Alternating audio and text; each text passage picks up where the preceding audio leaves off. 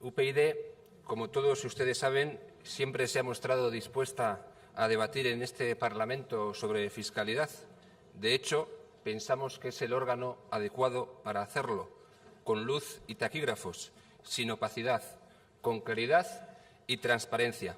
De hecho, así lo hicimos durante la pasada legislatura y lo hacemos y lo haremos en esta, siempre que sea necesario. Efectivamente, es un debate imprescindible, no solamente ahora en Euskadi, sino que también tenía que haber sido en el pasado. El señor López, en fin, ha pretendido dar la sensación de que el Partido Socialista de Euskadi carece de responsabilidad, carece de pasado, como si nunca hubieran gobernado. Insisto, diciembre del año 2009, ustedes mantenían y defendían la misma fiscalidad que el Partido Nacionalista Vasco, al que hoy critican hoy con razón, pero hace algo más de 3 años, compartían el mismo modelo fiscal. Decirse, es imposible debatir seriamente sobre la fiscalidad en Euskadi sin al menos mencionar y, en nuestro caso, criticar el disparatado modelo institucional y fiscal vasco. Modelo que condiciona no solamente las políticas fiscales que pudieran aplicarse, sino toda la política y todas las decisiones políticas en el País Vasco. El modelo foralista no es tan intangible, es bastante tangible y nos perjudica a todos los ciudadanos gravemente. Es un absurdo que una comunidad autónoma como Euskadi, de apenas 2 millones de habitantes, tenga 4 parlamentos y 3 haciendas forales al margen del control del Parlamento Vasco. Es un absurdo evidente que una comunidad como Euskadi tenga 4 parlamentos, 3 haciendas, 3 políticas fiscales distintas. Es un disparate que los ciudadanos vascos paguemos distintos tributos en función del territorio histórico donde vivamos. Carece de sentido. Es un absurdo, por lo tanto. Del mismo modo, por cierto, que es absurdo que un ciudadano español pague distintos tributos en función de la parte de España donde viva. Defendiendo los mismos principios, es igual de absurdo una cosa como la otra. Además, Euskadi se rige por el sistema de concierto económico. Pagamos al Estado el cupo o los servicios que el Estado presta en nuestra comunidad. Lo normal sería que su cálculo fuera absolutamente claro. Sin embargo, ocurre todo lo contrario. No se entiende y crecen las voces de quienes señalan que el cálculo del cupo supone una sobrefinanciación para los ciudadanos vascos. Espero que los progresistas alcen la voz ante estos privilegios. No lo harán, obviamente, y nos quedaremos nosotros solos denunciando que no puede haber privilegios para nadie, pero tampoco para nosotros. En todo caso, es obvio que no se calcula, sino que más bien se negocia políticamente, como históricamente ha ocurrido. Por tanto, tenemos un sistema opaco, confuso, caro, poco transparente, ineficaz e ineficiente, que provoca disfunciones y duplicidades y que evita que tengamos la mejor política fiscal posible. Y en Euskadi es obvio que a día de hoy no tenemos ni de lejos la mejor política fiscal posible. Es otra obviedad y un hecho conocido que los impuestos en Euskadi son en general más bajos que en el resto de Europa. La presión fiscal es claramente inferior a la media de la Unión Europea y, por lo tanto, hay margen para incrementarla.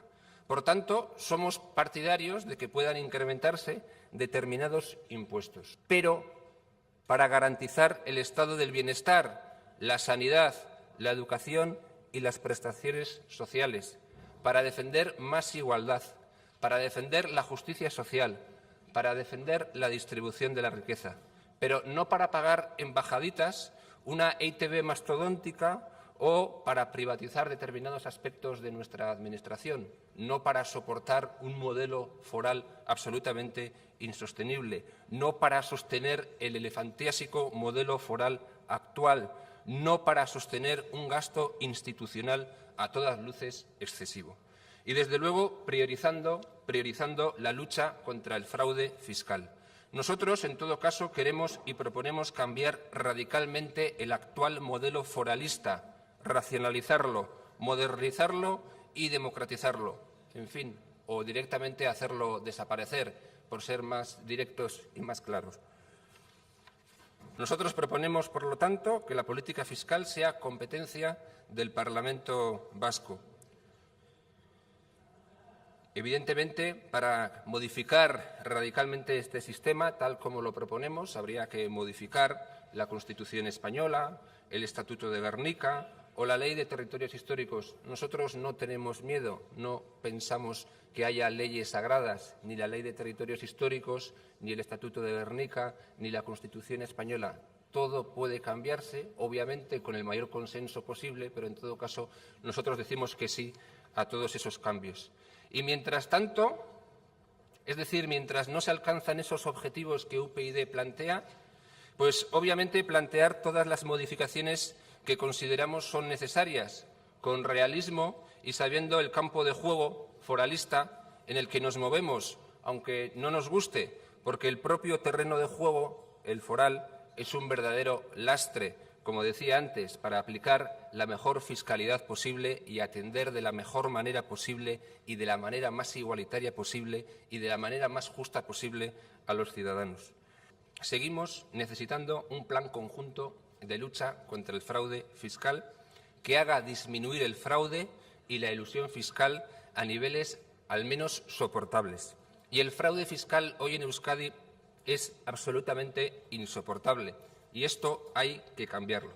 Y no tenemos un plan conjunto de lucha contra el fraude fiscal como consecuencia de esta estructura arcaica, pero también de la actitud boicoteadora y muy poco responsable de las diputaciones forales, así como de la negativa permanente de los partidos foralistas aquí presentes y que no llegan al 50% de los parlamentarios. No sé si el resto de partidos políticos son o no foralistas. Lo cierto es que en la práctica han venido siéndolo. Nosotros no lo somos, lo hemos demostrado y proponemos, por lo tanto, llevar a la práctica todos estos cambios. Por lo tanto, hoy nuevamente reivindicamos la necesidad de articular un plan conjunto de lucha contra el fraude fiscal para el conjunto de Euskadi que refuerce los mecanismos de colaboración, coordinación e intercambio de información entre todas las administraciones tributarias. Desde luego, las estrecheces económicas y presupuestarias nos obligan a ello, pero esta debería ser una lucha permanente e independiente de que vivamos o no en una crisis económica, puesto que el fraude y la elusión fiscal atentan contra la igualdad de los ciudadanos y son conductas éticamente inaceptables. El fraude fiscal perjudica la financiación de la Administración, fomenta la insolidaridad y la injusticia y distorsiona la actividad económica. El fraude fiscal reduce el estado del bienestar y el gasto social. El fraude fiscal nos empobrece. Algunas medidas para luchar contra el fraude se han impulsado en los últimos meses, cierto es, pero siguen siendo claramente insuficientes. Por lo tanto, un plan conjunto de lucha contra el fraude fiscal que contemplara al menos algunas de las siguientes medidas. Elaboración de un plan de lucha contra el fraude fiscal con objetivos definidos y medibles. Incremento del número de inspectores y del número de inspecciones fiscales. Impulso de la formación continua de los inspectores fiscales. Reforzamiento y agilización de los mecanismos de colaboración, coordinación, transparencia e intercambio de información entre todas las administraciones tributarias. Elaboración de un plan de prevención y detección de bolsas de fraude, estableciendo sistemas de alarma mediante medios informáticos y estadísticos. De toda aquella normativa tributaria que posibilite el mantenimiento de regímenes especiales poco transparentes, como son las sociedades de promoción de empresas, o que faciliten el fraude, el engaño o la fuga de ingresos fiscales. Aumento de las sanciones tributarias y de los plazos de prescripción. Realización de campañas que promuevan la responsabilidad ciudadana en el cumplimiento de las obligaciones tributarias y sitúen el fraude como comportamiento inadmisible que atenta contra la igualdad de los ciudadanos. Establecimiento y celebración de reuniones periódicas de todas las administraciones. Elaboración anual y presentación en sede parlamentaria, en esta sede, de estudios sobre el fraude fiscal. Desde luego, defendemos, como siempre hemos defendido, una política fiscal basada en los principios de progresividad, justicia y solidaridad, que haga posible el principio general de que pague más quien más tiene y un sistema de servicios público de calidad. Obviamente defendemos aquellas medidas de política fiscal dirigidas a favorecer el impulso de la actividad económica, el crecimiento del empleo, las políticas sociales y el sostenimiento del estado del bienestar. Defendemos gravar más a las rentas de capital hasta gravarlas del mismo modo que las rentas del trabajo, es decir, equiparar a las rentas de capital a las rentas del trabajo. Defendemos iniciar al menos una reflexión acerca de determinadas deducciones lineales existentes en el IRPF, deducciones que no tienen en cuenta los ingresos de cada contribuyente o unidad familiar, deducciones, en definitiva, claramente regresivas y muy poco progresistas.